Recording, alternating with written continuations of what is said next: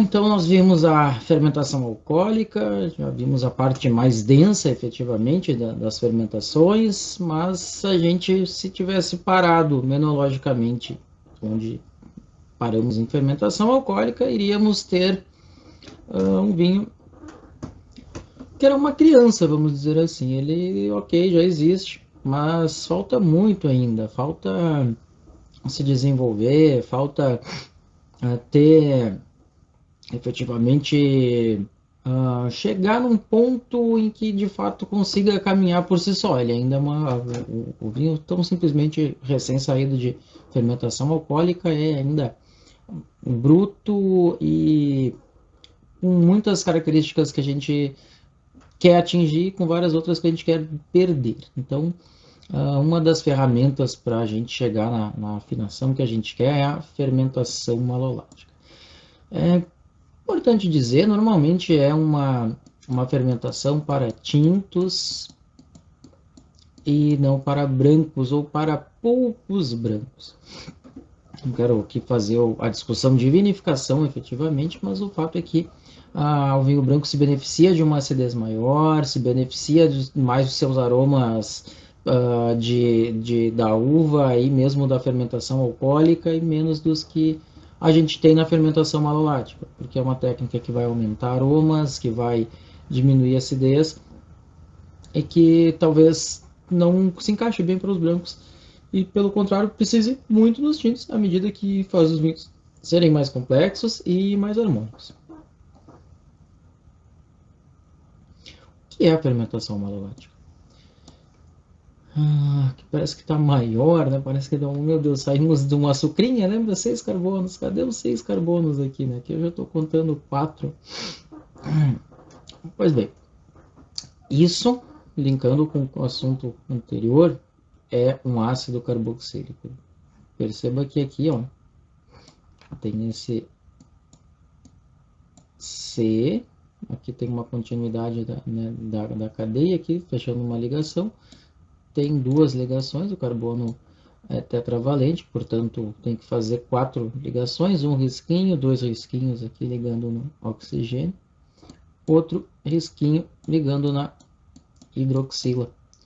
Isso é o grupamento químico que caracteriza um ácido orgânico. E foi mais ou menos assim que a gente viu que esterificava, né? Tirava aqui, perdia uma água aqui, juntava, não era isso aqui, né? Que isso aqui é um outro ácido orgânico, mas de um álcool e grudava a cadeia aqui, fazia acetato, dietila, por aí vai. À medida que juntava ácido acético e etanol, por isso etila. Veja bem, aqui nós temos ácido málico. De onde sai isso? Da uva. A uva tem, é claro que diminui conforme vai a maturação, mas ela tem uma quantidade de ácido málico relevante.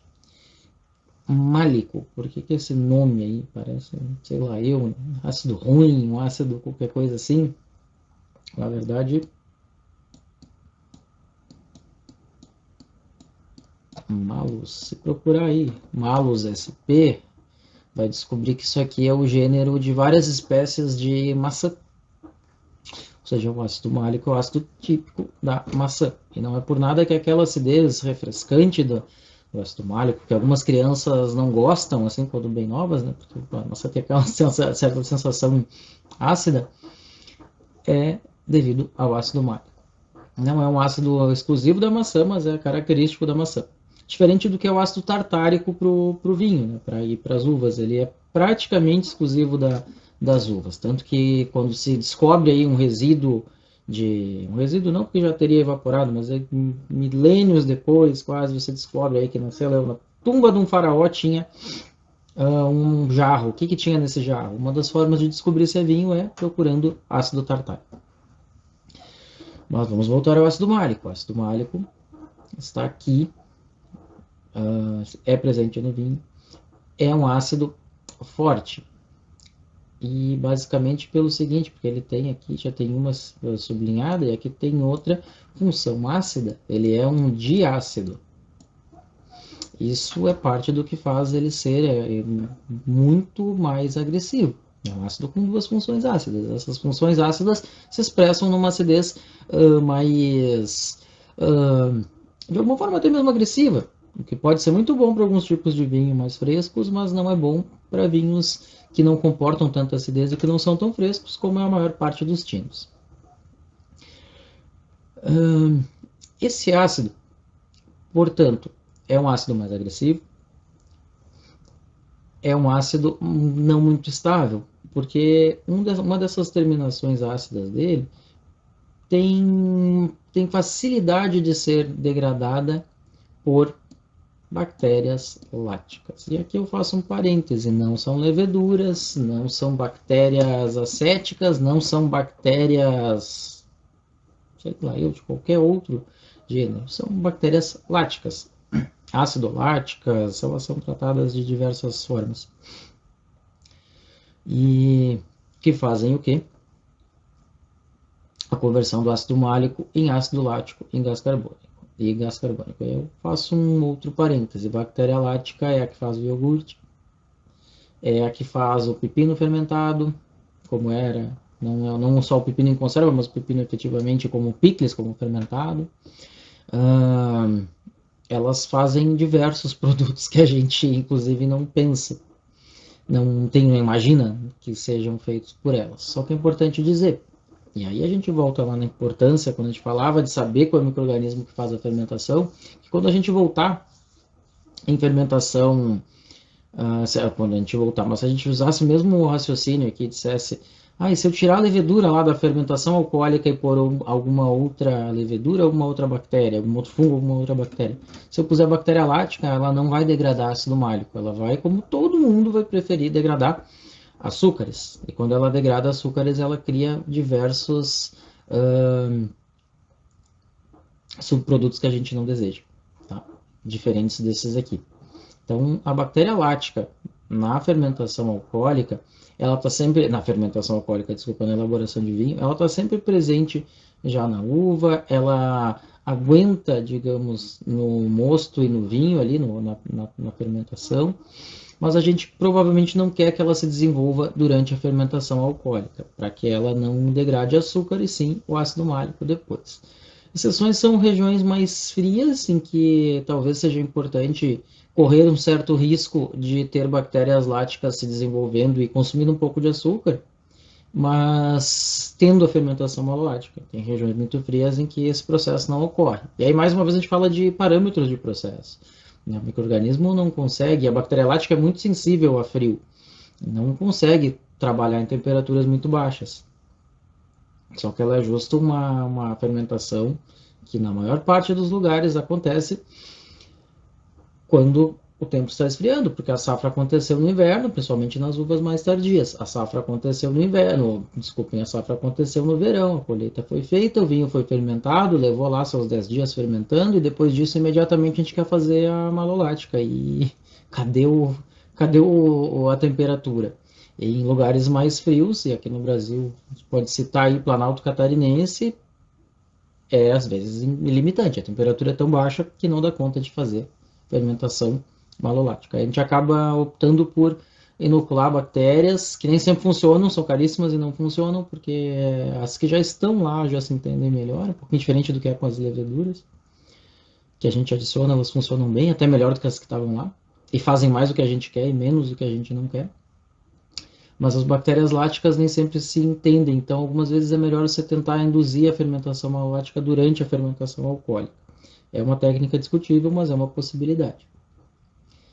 No normal, assim, da maior parte do mundo, a gente vai querer que ela aconteça logo após a fermentação alcoólica. E tem que ser tão após assim? Sim, porque a gente não quer, esse vinho não pode ser corrigido com nenhum composto que possa inibir micro-organismos, ou seja, esse vinho fez a fermentação alcoólica, a gente vai deixar ele quietinho lá para que ele faça a malolática. E quietinho quer dizer que não só a bactéria lática foi avisada de que o vinho está disponível, né? As acéticas também, todas as outras. Então, por isso que a importância de fazer esse processo logo depois da fermentação alcoólica, como é na maior parte dos casos.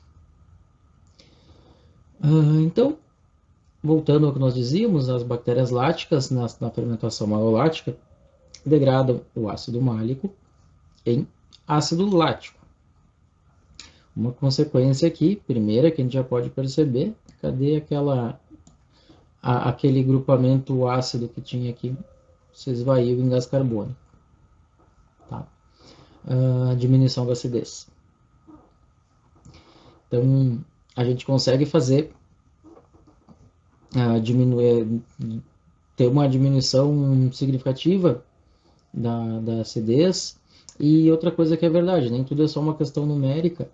O ácido lático também é um ácido muito mais tênue, muito mais, é o ácido do iogurte, um ácido mais delicado e que incomoda menos. Então a gente tem um ácido menos agressivo, menos ácido, efetivamente. A gente tem um vinho mais estável, porque esse ácido que estava lá, se eu resolvesse não fazer a malolática, ele estava de alguma forma disponível para alguma outra bactéria resolver, ou mesmo essa aqui, resolver degradá-lo. E a gente tem uma terceira, antes que eu falar do gás carbônico, até eu prefiro falar que a gente tem uma terceira consequência da fermentação malolática. Veja aqui, não fazendo tanto mistério como fez na fermentação alcoólica, que a gente vai dizer que é ácido málico dá lático e gás carbônico. Isso aqui soma, fecha direitinho, 100, né? Mas, na realidade, em quantidades muito pequenas, como já discutimos para fermentação alcoólica, há alguns compostos de aroma, sobretudo, importante. E eles chamam-se principalmente de acetil, cheiro de manteiga, não é por nada que é a bactéria lática, né? Acaba. E acetoína, cheiro de manteiga, manteiga rançosa. Ambos tendem a lembrar manteiga, tudo depende inclusive da dose, da quantidade que eles estão presentes. Mas, fundamentalmente, fermentação malolática faz o quê? Aumenta a estabilidade, porque tira de cena um ácido que era pouco estável, que tinha algum risco, somente em vinho que amadurece por um bom tempo, que vai estar em madeira, principalmente, que é um recipiente que é poroso, tem mais possibilidade de contaminação de micro-organismos e tudo mais.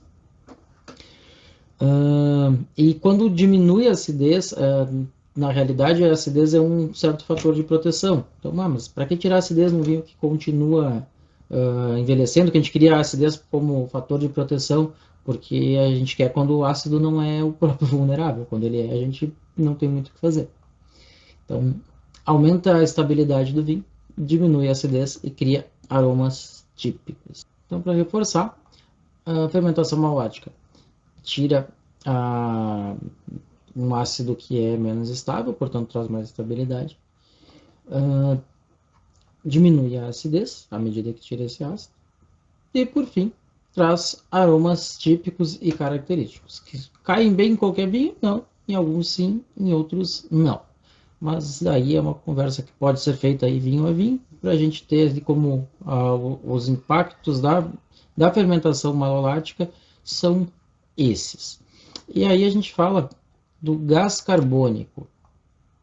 Legal, lá na fermentação alcoólica, se eu quisesse fazer um espumante, era só eu segurar o gás carbônico. Se eu quiser fazer um espumante aqui, é só eu segurar o gás carbônico. Não, olha só. A primeira coisa que a gente tem que ver. Lá a gente equacionava ali 1 grama de açúcar.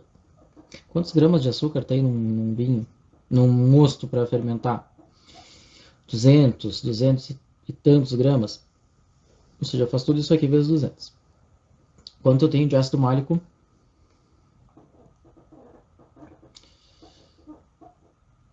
2 gramas, talvez, 2 gramas.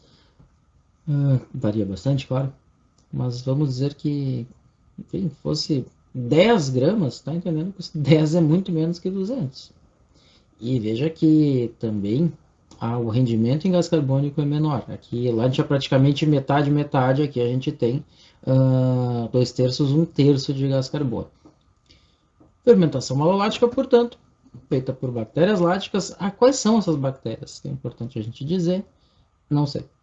E quase ninguém sabe, apenas as que são compradas a gente sabe que são cepas específicas, mas são bactérias ácido-láticas ou láticas, enfim, leuconostoque ou enostoque, depende da classificação, as classificações mudam, dos mesmos micro-organismos mudam de nome de vez em quando, mas são vários gêneros de bactérias láticas que fazem a fermentação malolática. Espontaneamente a gente não sabe bem qual é, mas isso é longe de ser um problema, porque acaba se cumprindo efetivamente, acontecendo, diferente da fermentação alcoólica, que a gente não tem uma boa, que é um meio muito mais rico, o mosto, né, cheio de açúcar, que é um meio que a gente não tem uma barreira sanitária de álcool, onde tem acidez mais baixa, tem diversas coisas que a gente não consegue fazer o controle.